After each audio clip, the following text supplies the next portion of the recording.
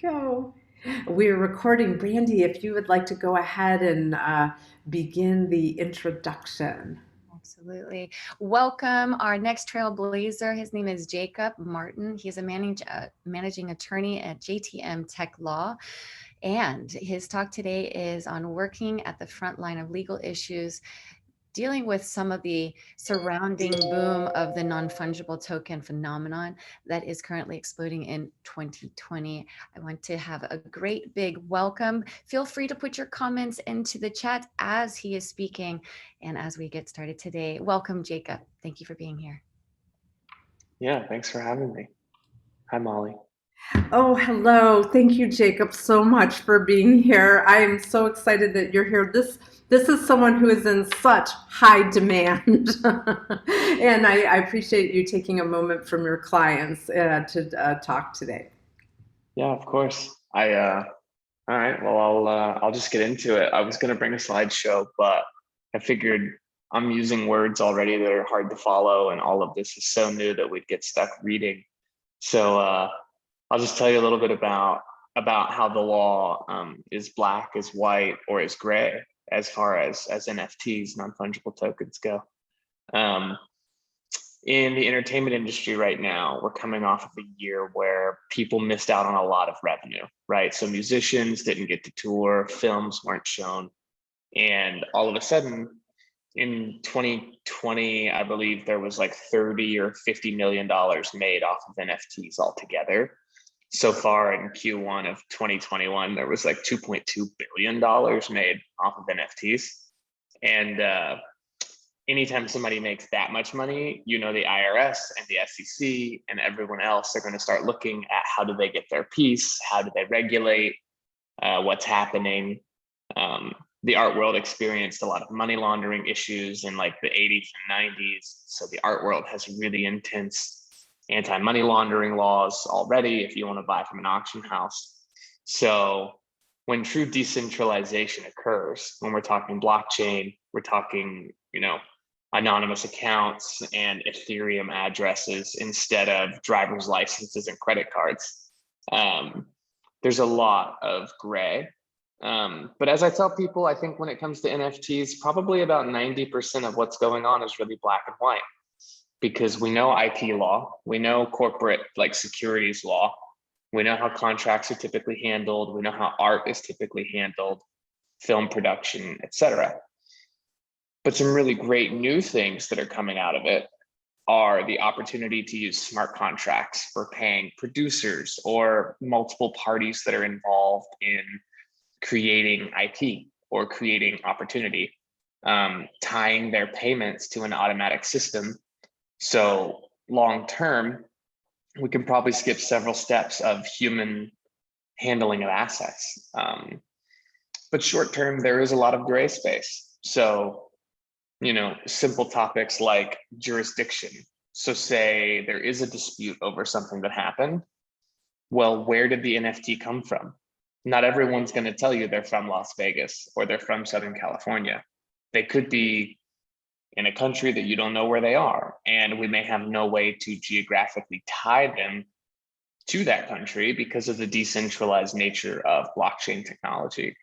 So I've currently found myself on an easy day talking with an artist from Southern California who knows exactly who they're about to work with, exactly how much money they're going to get paid, and who owns the IP on the other side.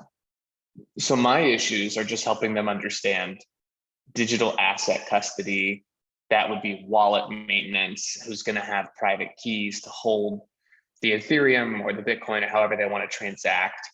And then connecting them with tax experts as necessary for tax season next year, because we already have, you know, with over $2 billion worth of sales, even though I think 400 or 500 million of it is NBA Top Shots. So that's only one company, but the other nearly $2 billion in sales, that's spread across hundreds of artists and creators, thousands of artists and creators. They're all going to have very unique tax returns next year. And so part of the legal side of this is also the tax framework. And then the gray space where I've been spending, I've got I've got two specific cases, kind of stories I can share that I'm working on right now.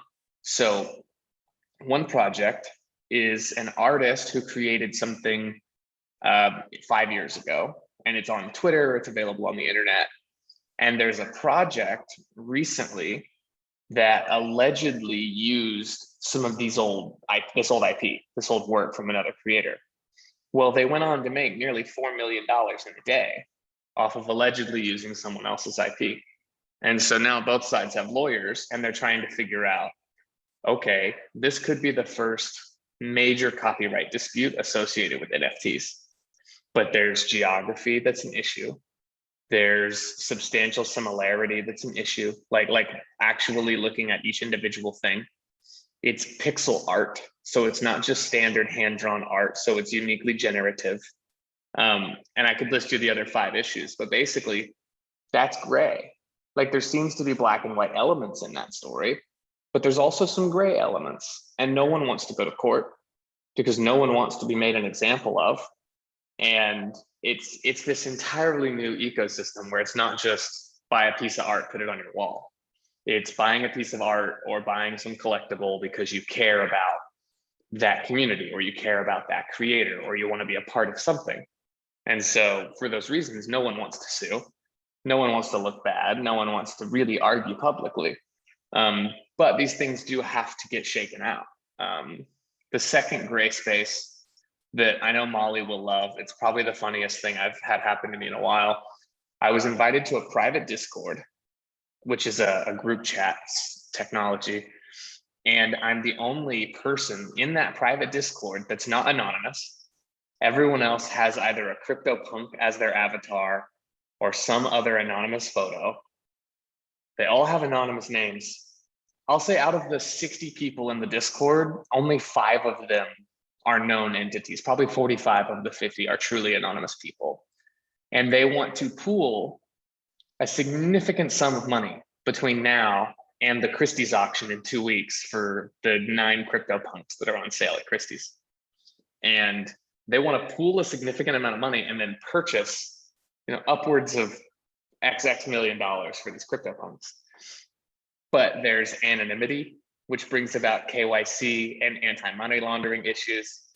There's pooling funds. What kind of a vehicle would you even use for that? There's a DAO. Maybe they'll make a DAO, which is a decentralized autonomous organization.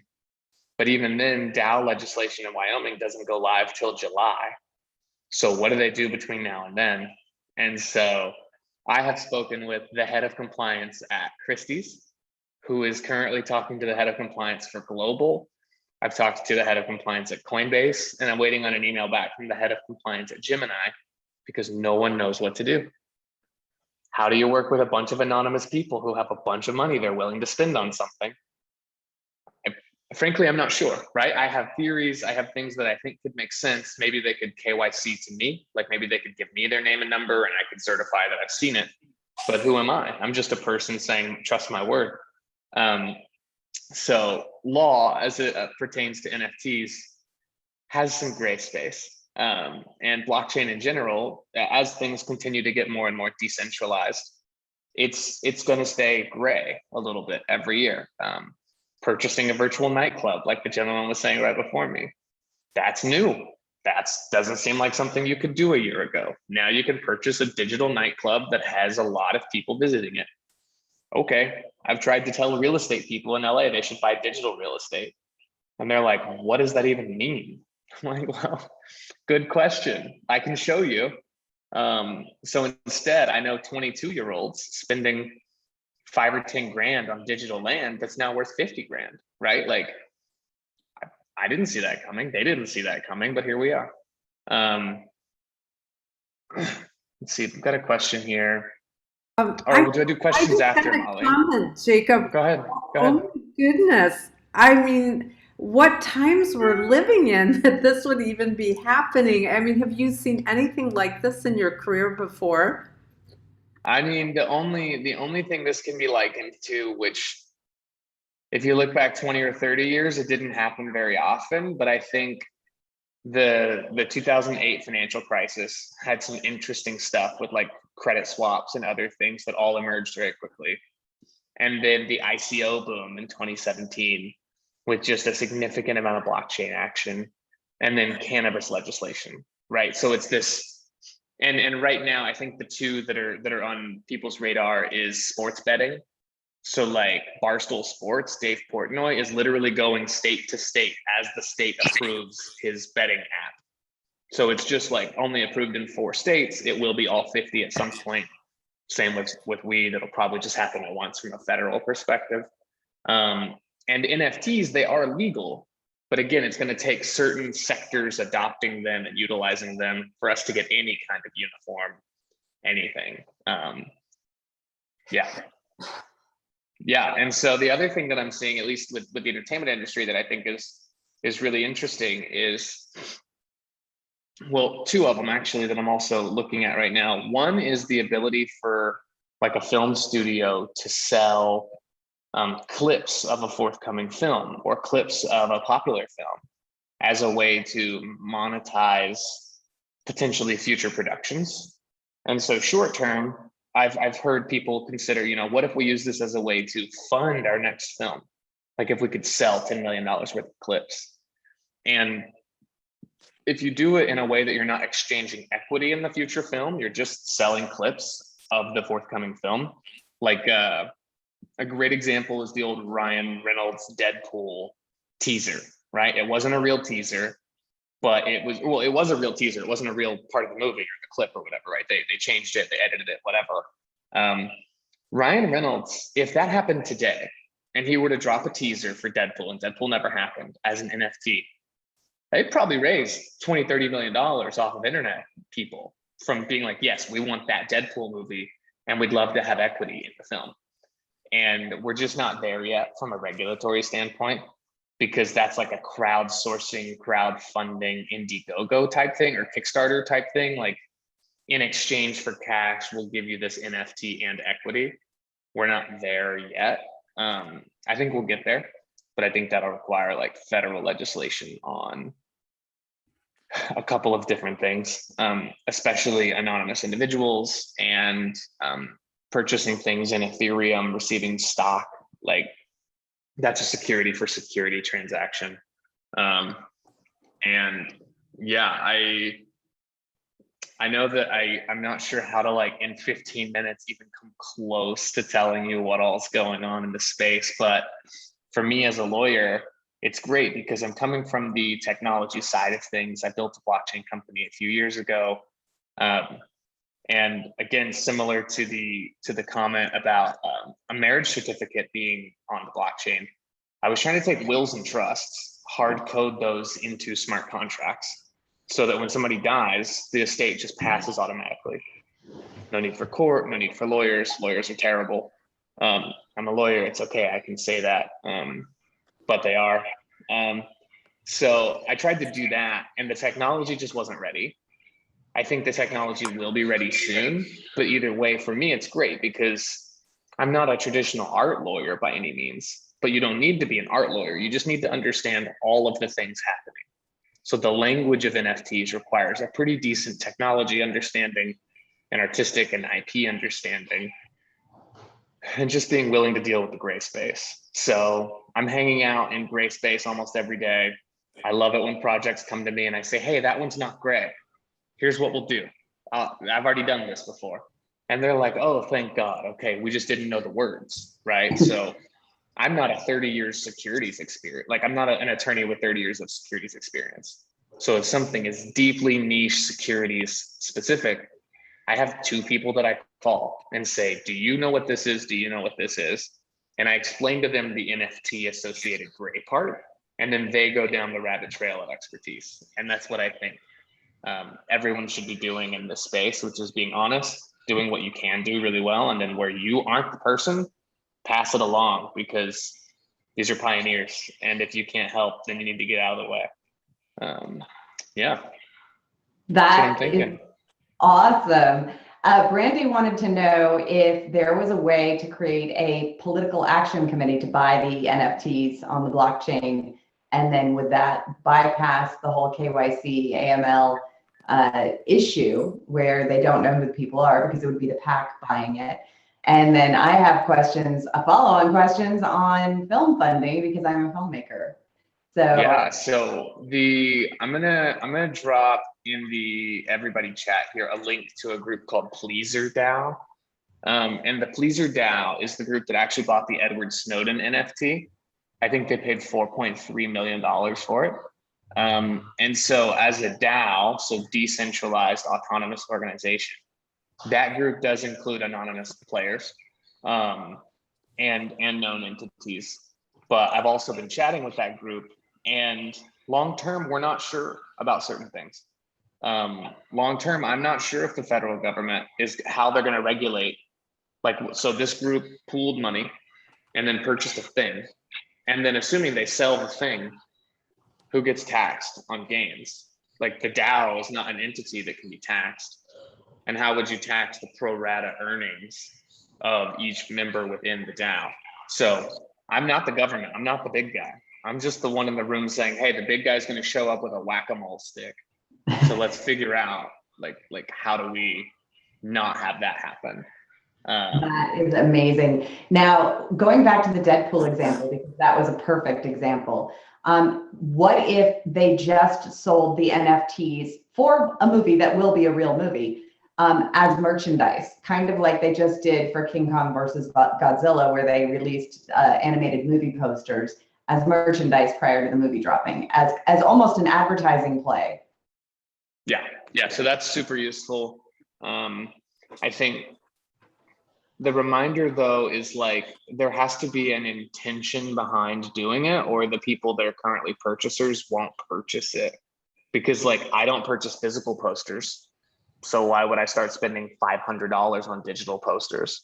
So it needs to be like a cool piece or have something associated with it, or a movie that I deeply care about, or a movie that I want to see created, right? So that's the two sides of make Deadpool for us versus you're making another King Kong movie, right? Okay. So like, you know what I mean? So like, it's a cool movie and a bunch of people loved it, but why would you spend $1,000 on a digital poster every week on a new cool movie? So that'll burn out. Like the market won't support that long term. But I do think the idea of either a secondary revenue source for something really great, and if they tease it for a long time, stuff like that, that could be really cool. Or purchase this NFT and you get to see the film a week early. Yeah. You could see $1,000 a person on a digital poster real quick if you could see Star Wars a week early, right? Well, like, or $10,000 a person. As someone who got to see Revenge of the Jedi a month early, I am telling you, absolutely yes. Those are, and it was Revenge, not Return. Actually, it was probably 3 months early because they had to change it to Return because Revenge, that word was not kid friendly. Right. Crazy. So I thought that was very interesting. Now, what about Regulation CF, where they've now raised it? We can raise $5 million. So would that solve the equity crowdfunding problem? And do you see a future for, as an indie filmmaker, I'm always interested in how we can raise money. But if we created an indie filmmaking NFT platform where it's kind of like the Indiegogo Kickstarter, we're raising $5 million there, and instead of it being equity, the SEC seems to like rev share. Like it's just your rights are not in the equity of the project. You're just literally carving off 10% of the revenue and the profits and distributing that to the owners. They seem to like that better. Have you heard that? Yeah. So when you ask, have I heard that? What I know is I'm giving my opinion every day on things like that. And I think if it stayed under $5 million, the thing is, are you going to register it with the SEC? Do you want to register it, right? Do you want to do your own paperwork for how your crowd raise is going to look and how you want to handle the rev share? And then is everyone that purchases the NFT willing to KYC, right? Like, are they willing to say, this is who I am. Here's my first name, last name. I want to be involved. Maybe, but then you're basically trying to merge the internet world and the Indiegogo world. And you may just end up back in the Indiegogo world and then lose the benefit of the internet world, unless it was Indiegogo, but they accepted Ethereum and you got a worthwhile thing from it. You know what I mean? So it's like, Well, that's You're why I'm kind of thinking trying to, about a brand new NFT marketplace. yeah, but everything, so it's funny because everything is new, but also nothing's that new. And it's going to operate off of some kind of old framework, likely, or you're going to operate looking back at that old framework, right? So like, I do see what you're saying, and that's where it's like, maybe, but I also know a bunch of people who, I guess we saw the timer. The last thing I'll say is fractional NFTs is fascinating in the same way that masterworks.io fractionalizes like a Basquiat, right? Like an original piece of art into shares. That's coming for expensive NFTs. They're going to fractionalize them. The SEC is going to hate it. I know a bunch of people that are about to do it. چه خبر؟ دارم همین حرفای ما رو میزنم. دارم حالا اسکرین ریکورد میکنم رو موبایل. That's Miriam, you are not muted. Okay. So Yeah. go ahead. No, that's it. I know we're out of time, but yeah, the fractional NFTs is going to be, But a that's where fractional people are going to NFT, get. I thought a fractional NFT is absolutely a security. Well, of course it's a security. But But if it's not registered with the SEC, then it's not a certified security, right? It's not like a good to go security. So the question from there is, how is it wrong? How is the SEC going to go after it? Where is the company located? What if it's not a company? It's a decentralized organization with no formality, right? Like, it's a very slippery sand, who do we sue situation. And it's going to be pretty wacky. it's going to be pretty wacky. Yeah, I definitely see the issue here. And I wish we had more time because I would love to dive into the bit You platform. can totally reach out to me. Go ahead, Molly. And I'd like to jump in if it's okay. Adrian, excellent job with the Q&A. Wonderful. I have a question for you, Jacob. How would someone go about retaining your services, someone like your services, if they're about to do an NFT and they have some serious legal questions? What should they do? How do they reach out to someone like you?